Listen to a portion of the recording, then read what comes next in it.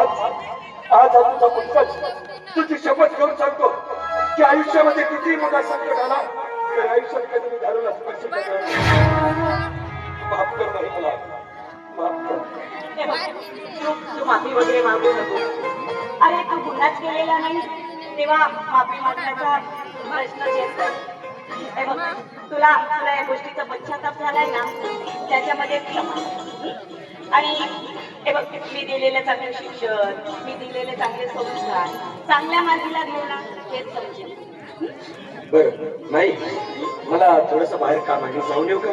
हो पंकज, तुला एक गोष्ट सांगू. बोल ना. अरे बाहेर जाता येताना जरा वेळेचं भान ठेवत जा. आपल्या घरामध्ये आदित्यची पत्नी तुझी वहिनी आलेली आहे बघ. तुझ्या जाण्या येण्यानं तिला कोणताही त्रास होणार नाही याची जरा काळजी घ्यायची. बाई तू काय काळजी करू नको. या घरामध्ये मी असताना माझ्या जाण्या येण्यानं माझ्या वावरण्यानं या समाजात या आपल्या कुटुंबातल्या कुठल्याही सदस्यांना माझा त्रास होणार नाही याची मी नक्की काळजी घेईन. आणि विशेष म्हणजे आपली वहिनीला मी अजिबातच त्रास देतो. पण तुला सांगतो माहिती आपली वहिनी खूपच सुंदर आहे.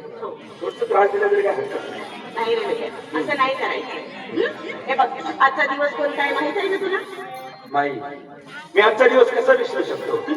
कारण आजचा दिवस म्हणजे दोन बहीण भावाच्या रिश्त्यातला मंगलमय दिवस. चल चल मी येतो. बरं ठीक आहे.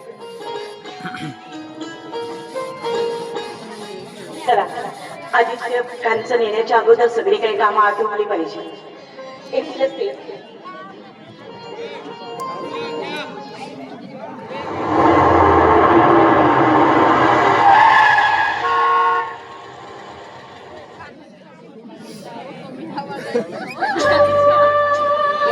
पहिल्यापासून आपण सतत फिरत आहोत.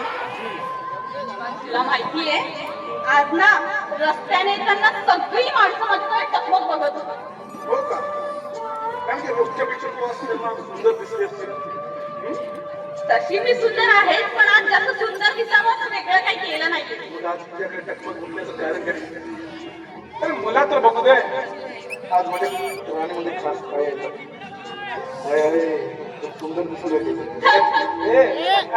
काहीतरी काहीतरी नाही खरंच खूप सुंदर दिसून येते.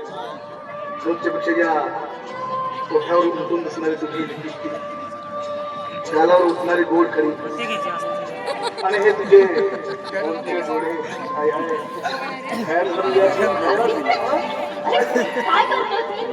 काही याद आहे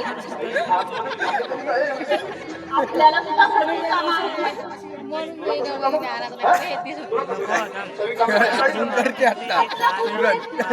काय आहे हे सुद्धा माहित नाही तुला. आदित्य आज रक्षाबंधन आहे. आज रक्षाबंधन आहे. अरे यार मी विसरलो यार. आज आमची ताई आम्हाला राखी बांधणार. राखीची ओवाळणी म्हणून ताईला काय घेतलं.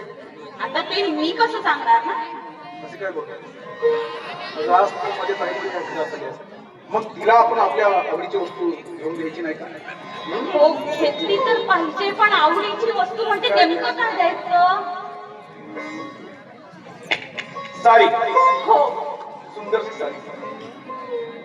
तुला माहिती आहे आजपर्यंत माझी ताई फाटक्यावर साधी लावत पण आज तुला महागडी सुंदर साडी घेऊन द्यायची.